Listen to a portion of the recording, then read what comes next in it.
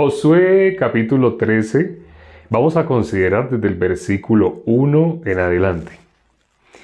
Siendo Josué ya viejo, entrado en años, Jehová le dijo: Tú eres ya viejo, de edad avanzada, y queda aún mucha tierra por poseer.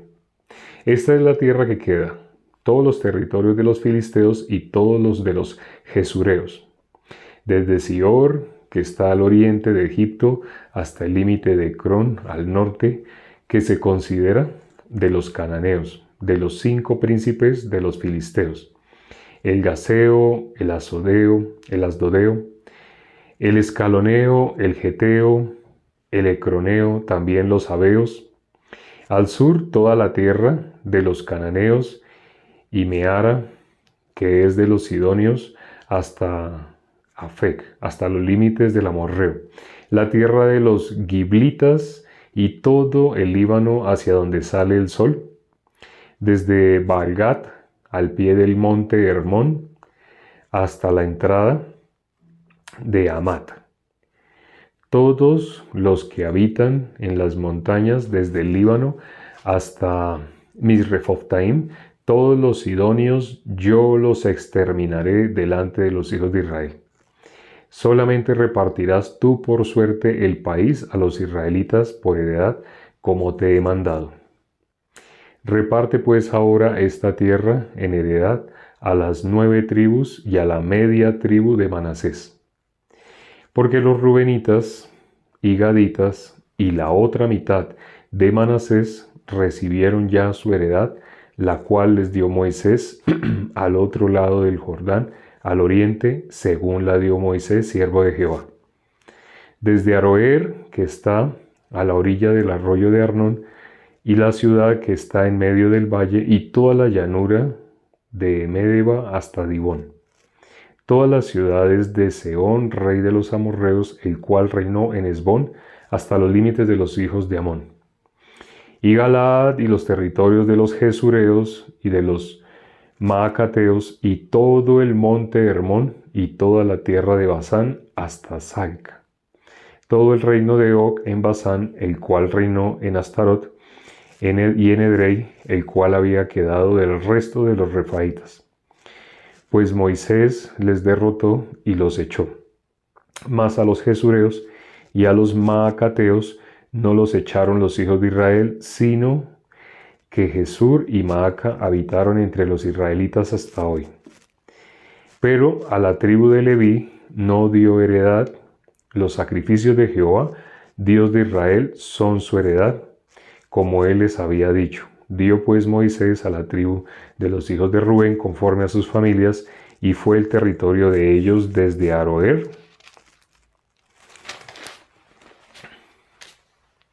que está a la orilla del arroyo de Armón, y la ciudad que está en medio del valle, y toda la llanura hasta Medeba.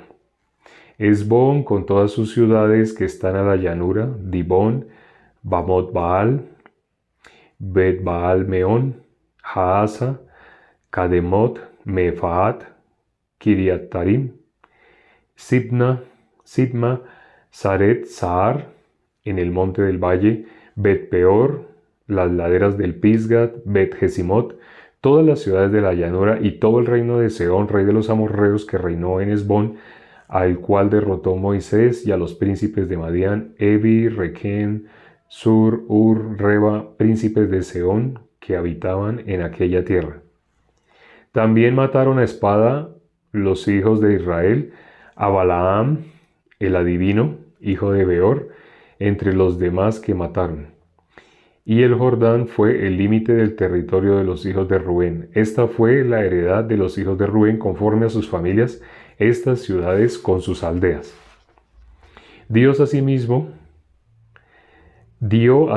Moisés a la tribu de Gad, a los hijos de Gad, conforme a sus familias. El territorio de ellos fue Jazer, y todas las ciudades de Galaad, y la mitad de la tierra de los hijos de Amón, hasta Aroer, que está enfrente de Raba.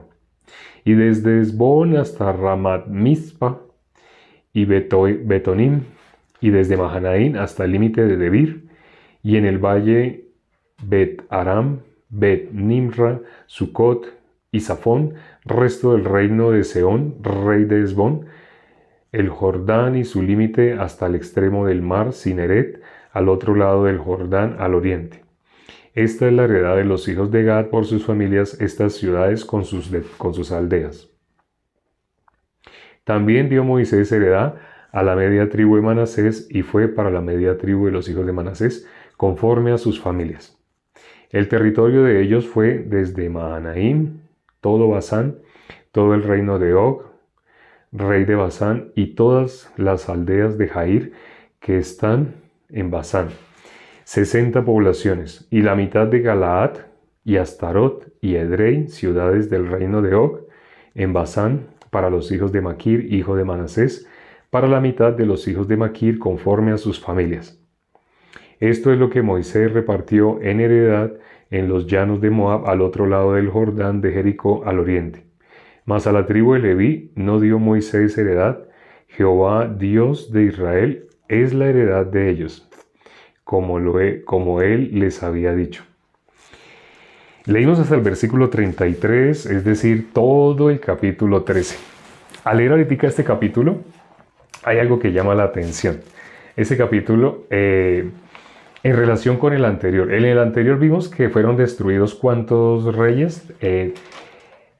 31 reyes. Y se dio la lista de los 31 reyes.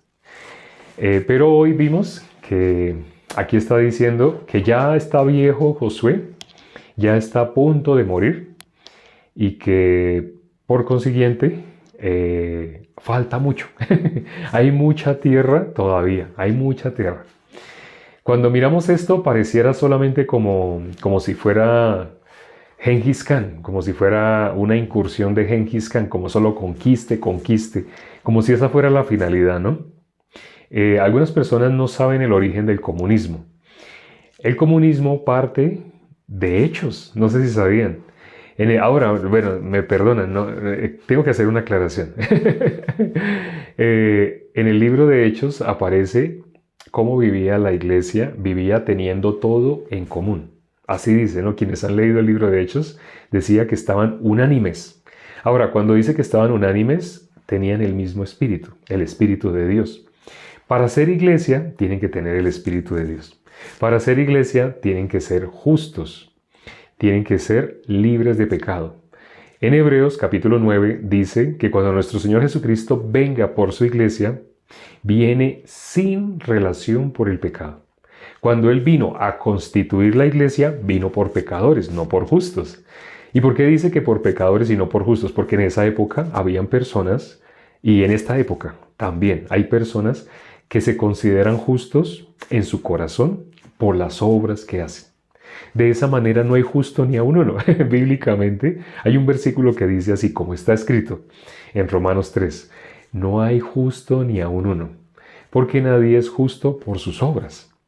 Cuando miramos el Salmo capítulo 1, versículo 5, la iglesia es la congregación de los justos.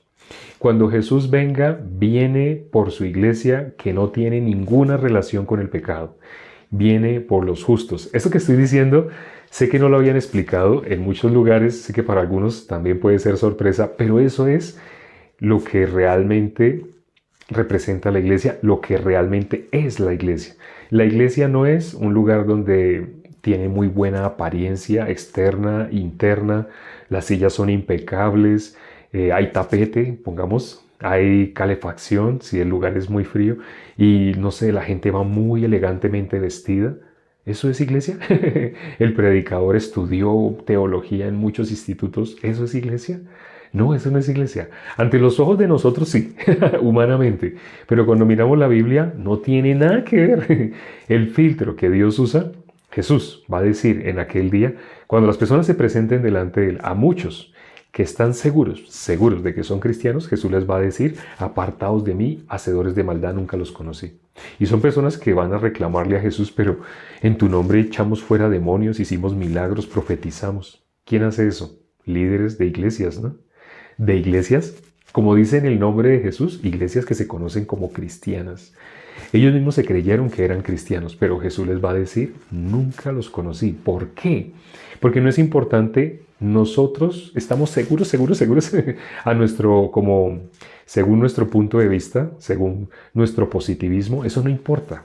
Lo que importa realmente es según la Biblia. ¿Somos justos según la Biblia?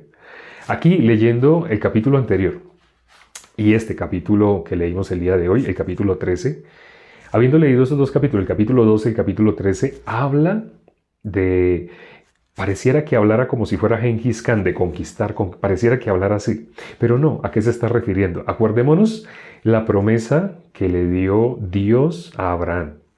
Si una persona sabe la promesa que le dio Dios a Abraham, entenderá que esto que está diciendo aquí no se refiere a que se haga como Gengis Khan, no. Miremos Génesis capítulo 12, versículo 1, 2 y 3. Génesis capítulo 12. En Génesis capítulo 12 aparece Abraham cuando Dios le dice que salga de su tierra, de su parentela. En el versículo 1 del capítulo 12 dice: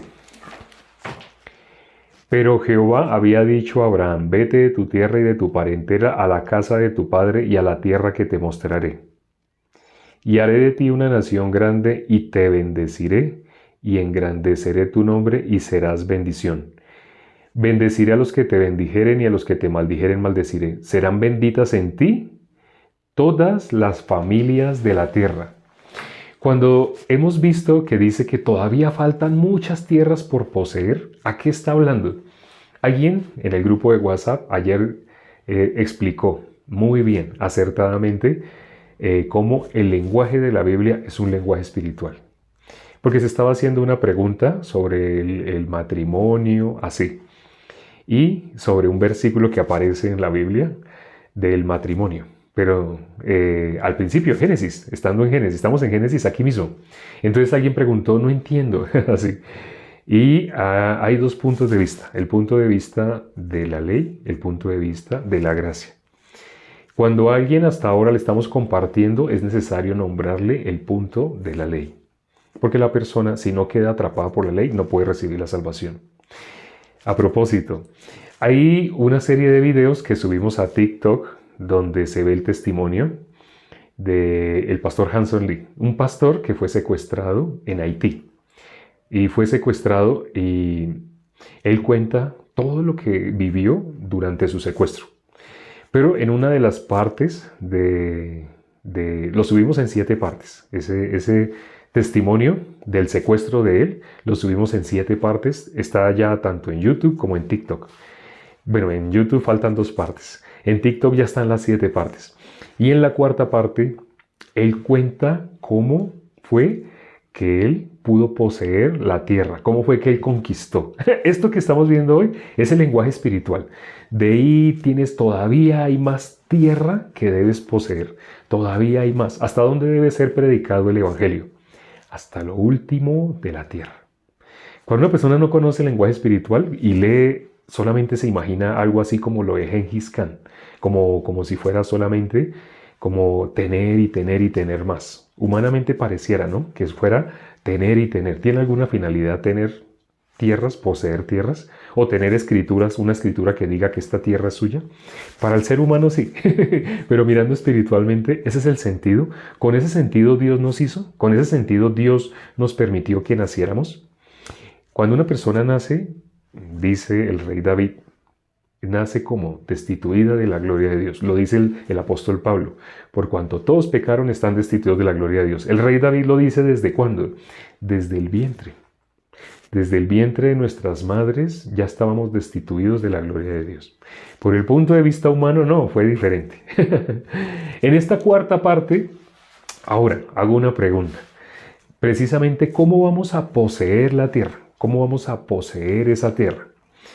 ¿Y quién puede poseer esa tierra? Vamos a leer un versículo que está en 2 de Samuel, capítulo 8, versículo 14. Vamos a mirar ese versículo. 2 de Samuel, capítulo 8, versículo 14. Dice, aquí se habla de Edom, Este versículo se acabó de leer hace como una hora, ¿no? Y todavía, hace un poquito se dejó de hablar de ese versículo, se estaba hablando sobre este versículo.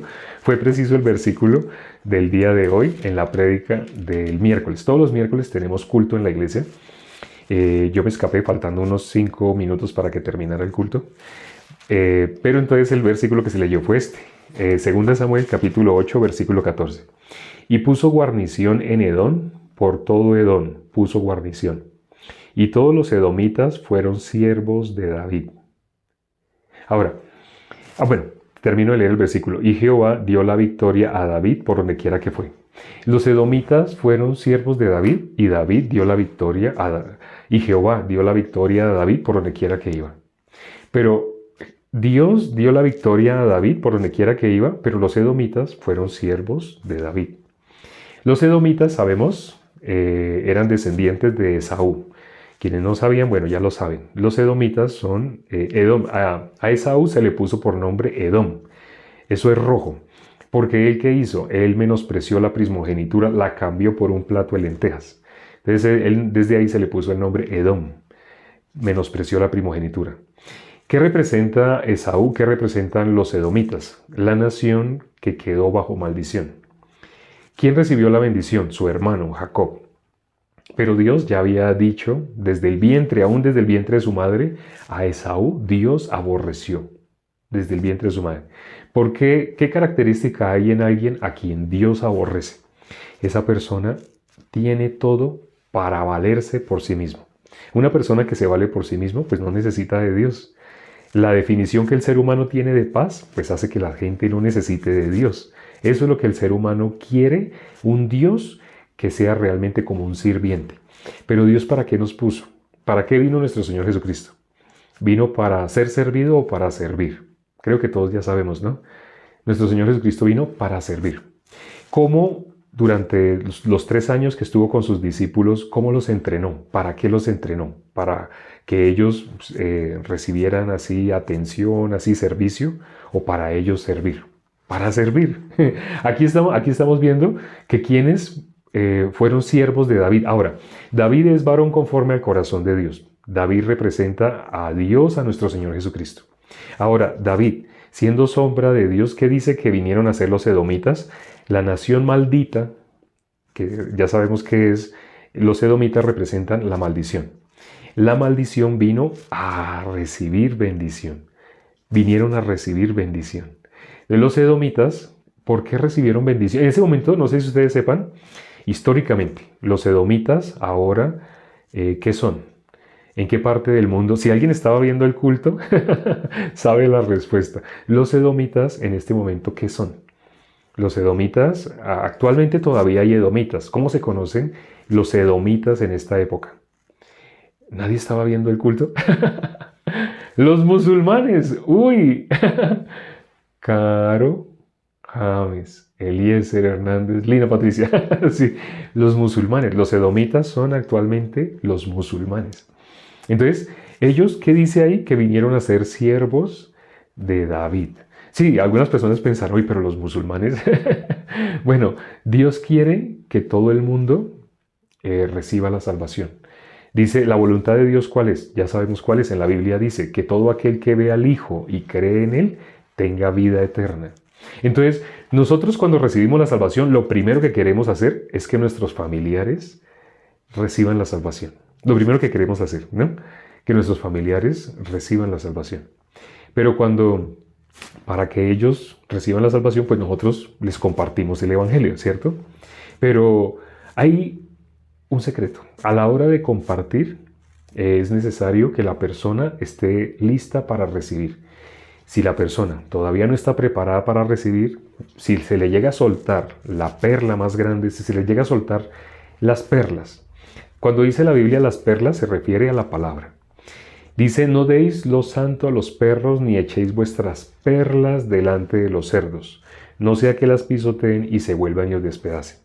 ¿En qué ocasión una persona es perro o es cerdo? Cuando todavía no puede recibir la palabra. Cuando la persona ya puede recibir la palabra, es hijo. El hijo es el que permanece. El que es esclavo, ese no permanece.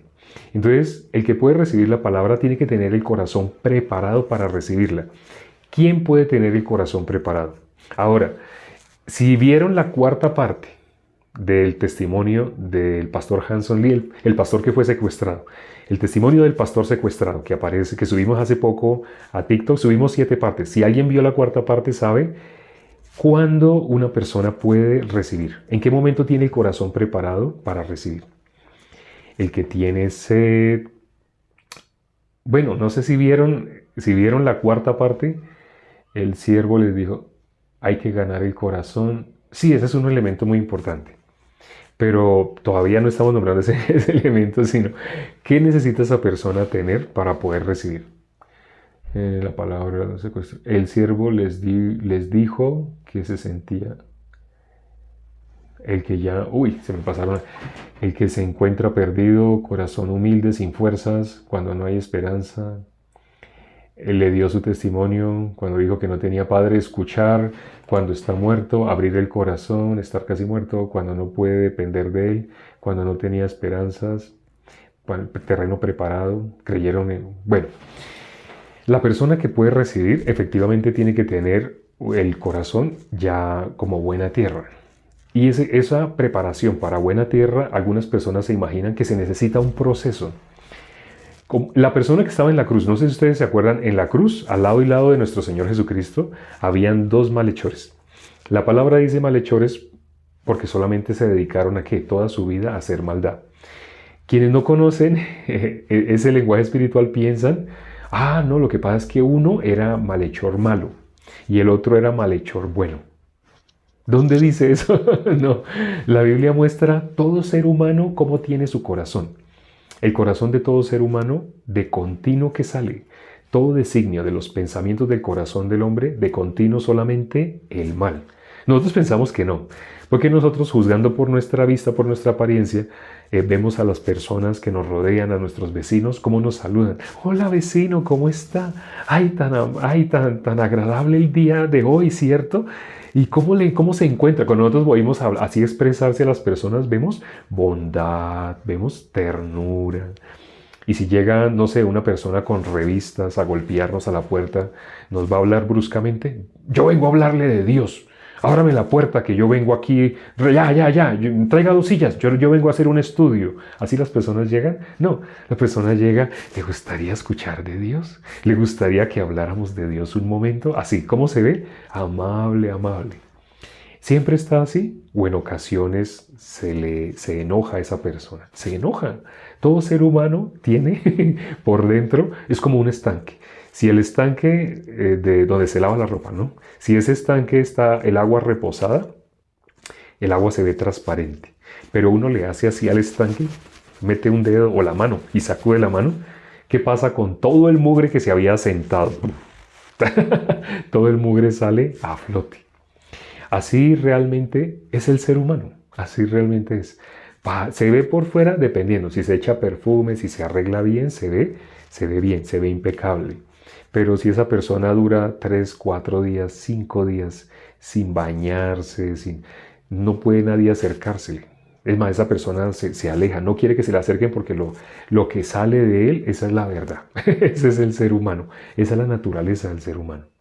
Entonces, ¿toda persona puede recibir? Sí, toda persona puede recibir. Esa es la buena noticia. Toda persona puede recibir. Los 2 que estaban al lado de nuestro Señor Jesucristo, los 2 eran iguales. La Biblia no está haciendo distinción en ninguno de ellos. Incluso dice que los 2 injuriaban a nuestro Señor Jesucristo. Ambos estaban injuriando a nuestro Señor Jesucristo. Estando crucificados al lado y lado, ambos maldecían. Ambos decían blasfemias. Ambos estaban injuriando a nuestro Señor Jesucristo. Pero resulta que hubo un momento en el cual en la cruz colocaron un letrero en 4 idiomas que decía Rey de los Judíos.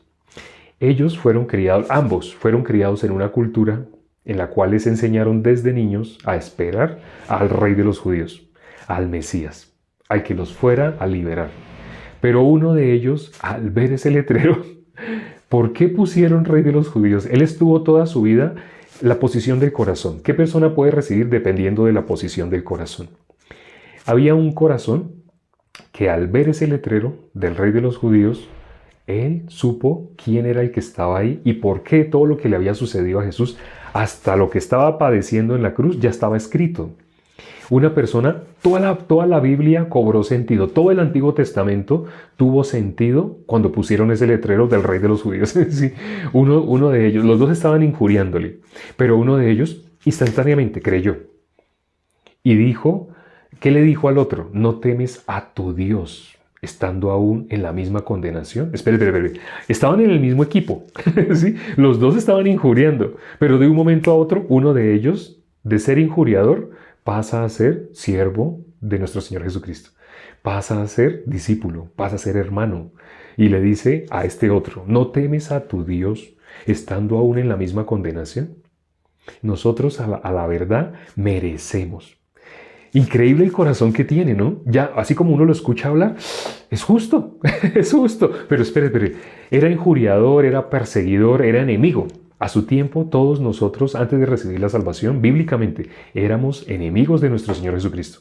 Pero ese malhechor, de un momento a otro, ¡pum!, fue instantáneo. Se convirtió, no en enemigo, en amigo. Se convirtió en hermano. Se convirtió en hijo de Dios. Pasó de la misma condición en la que estaban, los dos estaban en la misma condición. Uno de ellos descendió al infierno. Al otro, ¿qué le dijo nuestro Señor Jesucristo? Hoy estarás conmigo en el paraíso.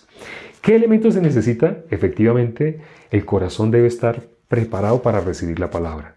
Si nosotros solamente a la persona que queremos que reciba la salvación, solamente le hablamos y le hablamos el Evangelio, le estamos soltando las perlas.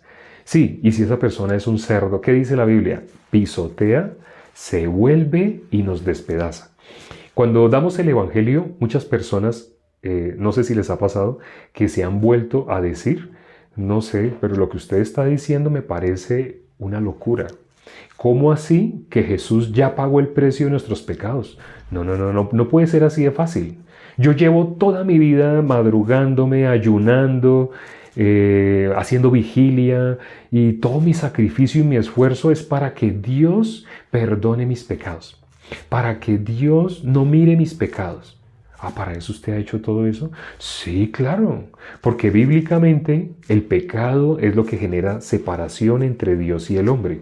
Y yo voy todos los días a las 4 de la mañana, estoy ya en la iglesia y oro. Uno oye muchas veces testimonios de esa manera. Las personas, ¿dónde está la solución al pecado? En sus manos, en las manos de ellos. Depende de lo que ellos hagan, dejen de hacer. Y si han estado esforzando. Por eso, cuando les anunciamos el Evangelio y les decimos que Jesús ya efectuó la purificación de todos nuestros pecados, ya lo hizo, una vez y para siempre. Incluso lo que tú vas a cometer, porque tú estás en un cuerpo que transgrede la ley. Y toda infracción de la ley es pecado. Tú estás en un cuerpo que codicia. Hablemos de uno de los puntos de la ley. Tú estás en un cuerpo que codicia.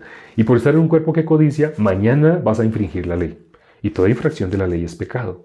Pero ya Jesús llevó. ¡Ah! ¿Mañana también? Sí, el año que viene. Sí, dentro de 10. Si tú vas a vivir 10 años más, supongamos que vas a vivir 10 años más, también dentro de 10 años. La persona dice, no, ya no me gusta. No me gusta, porque ¿qué hago yo con todos mis sacrificios? ¿Qué hago yo con todas mis madrugadas, mis ayunos, me gané gastritis? Bueno, eso no lo quiero contar, así dicen algunos. Hasta gastritis por estar ayunando, por estar así para que Dios no mire mis pecados. Porque si Dios mira mis pecados, inevitablemente me manda al infierno. La gente lo sabe, pero si le soltamos el Evangelio en el momento que la persona no está preparada, la persona que va a decir, eso es secta. La mayoría de los que se hacen llamar cristianos no ven las cosas así como usted me está diciendo. Usted es totalmente diferente al 99.999% de los cristianos que yo conozco. Por consiguiente, usted está mal. ¿Por qué? Pues la mayoría debe estar bien. Si la mayoría piensa que debemos hacer algo por nuestros pecados, significa que la mayoría está bien. Bíblicamente, la mayoría está entrando por la puerta ancha. La puerta que lleva a la perdición. Para que un familiar de nosotros, un ser querido, pueda recibir el Evangelio y no lo pisotee, es decir, no se vaya en contra de la iglesia, en contra de ustedes, para que en contra de todos los que hemos recibido la salvación, los que somos ya justos. Para algunos será sorpresa esto que acabo de decir. Para que una persona no haga eso, la persona tiene que tener su corazón preparado. En este video del testimonio del pastor Hanson Lee, él nos cuenta exactamente los pasos para que una persona pueda escuchar, recibir la salvación. Él dijo él nombró en el testimonio que cuando ya ellos lo iban a escuchar, porque él los engañó, como engañadores pero veraces. Él se fingió enfermo para que ellos lo escucharan. Sé que esto a más de uno también lo escandalizará. Igual que Rebeca. Rebeca engañó, ¿sí o no? Sí. Él se fingió para que lo escucharan. Y cuando le dijeron, bueno, está bien, háblenos, lo vamos a escuchar. Él pensó, pero ¿cómo les digo el Evangelio? Si se los digo así directamente, si apenas les diga Jesús, ellos van a decir, usted lo que quería era hablarnos de no sé, de religión. Ay, no, no, no, no, no, no. Si él de una sola hubiera dicho Jesús, es que Jesús me salvó. Si él hubiera llegado de esa manera, no hubieran recibido las palabras de él. Entonces él que tuvo que pensar, ¿cómo les hablo? ¿Qué les empiezo a hablar? ¿Qué es lo primero que le debo hablar? Esto es el secreto. Si ustedes quieren empezar a hablar con sus familiares, ¿qué es lo primero que deben hablar? Ellos, los secuestradores, tenían armas. Ellos podían enfurecerse, podían golpearlo. Por eso él tuvo que pensar profundamente cómo les explico el Evangelio. ¿De qué manera llego a predicar el Evangelio? Él tuvo que empezar por su testimonio. Sí, alguien lo escribió. Él tuvo que empezar por su testimonio. Él tuvo que empezar a decirles lo terrible que él era o lo bueno que él era. ¿Les nombró lo bueno o lo malo que él era? ¿Qué le nombró? Hago esta pregunta. ¿Él les nombró lo bueno que él había sido o lo malo que él había sido? En su testimonio, ¿qué mostró él? ¿Lo bueno que él había sido o lo malo que él había sido? ¿Cuál de esas dos caras mostró él? Humanamente el ser humano muestra una de esas dos, pero él, para ganar el corazón, tuvo que mostrar lo que realmente él era. Tuvo que mostrar, bíblicamente, ¿por qué habían dos malhechores? Están representando a toda la humanidad. Pero yo no soy tan malo. Más de una persona pensará así, pero yo no digo que sea tan malo así como, yo creo que hay algo bueno en mí. Si tú te acercas a una persona, a tu familiar, tu ser querido, a hablarle lo bueno que tú eres, ¿sabes qué pasa? Automáticamente el corazón se cierra. Eso es bíblico. ¿Dios a quién se resiste? A los soberbios. ¿El corazón de Dios con quién está? Con los humildes. Cuando él empezó a contarle lo malo que él era, ellos que se sentían ajenos a la ciudadanía celestial, que no tenían ninguna relación con Dios, ellos se sintieron, pero yo soy igual. Porque él empezó a hablarles de la maldad que había salido de él antes de que él conociera, de que él recibiera la salvación. Cuando él empezó a nombrarle la maldad, ¿qué pasó? Los dos corazones se conectaron. Ese es el secreto. Cuando ustedes empiezan a hablar con sus familiares, ustedes tienen que contarles su testimonio. Pero si en su testimonio ustedes les van a contar, no, yo siempre he caminado de la mano con Dios. Yo siempre, y esa palabra, sobre todo esa palabra. No, yo siempre, desde niño, así como me educaron, siempre yo he tenido así una línea clara entre lo que se debe hacer y lo que no se debe hacer. Usted llega a hablarle así a un familiar suyo, ¿usted qué cree? ¿Que eso abre el corazón? En cambio, usted le cuenta a su familiar su testimonio. Yo pensaba que yo era excelente cristiano, pero yo no me di cuenta que yo era un hipócrita. Cuando usted habla así, créame que tiene la atención de su ser querido. Tiene la atención de su ser querido. ¿Usted por qué me está diciendo eso? Yo llevo conociéndolo a usted que usted ha sido cristiano siempre. Ellos son los que van a decir así y usted va a decir lo contrario. Sí, yo pensaba que yo era cristiano, pero yo no sabía que yo era hijo del diablo. Uy, espere, ¿usted qué me está diciendo? O sea, realmente tiene la atención de ellos. Ahí tiene la atención de sus familiares. Ahí puede empezar a contarles realmente de dónde Dios los sacó. Cuando ustedes le cuenten, realmente salga toda esa porquería que hay, eso hace que se conecten. Ellos van a pensar lo mismo que pensaron los secuestradores. Pero Dios también entonces, Jesús también entonces murió por mí. Porque mis maldades son, y empezaron a nombrarle las maldades de ellos. Mi maldad, así. ¿Por qué se atrevieron ellos a nombrar la basura que había en ellos? Porque usted, dando su testimonio, le contó la basura que había en usted, que tuvo que salir. Para que usted recibiera la salvación, tuvo que salir esa basura.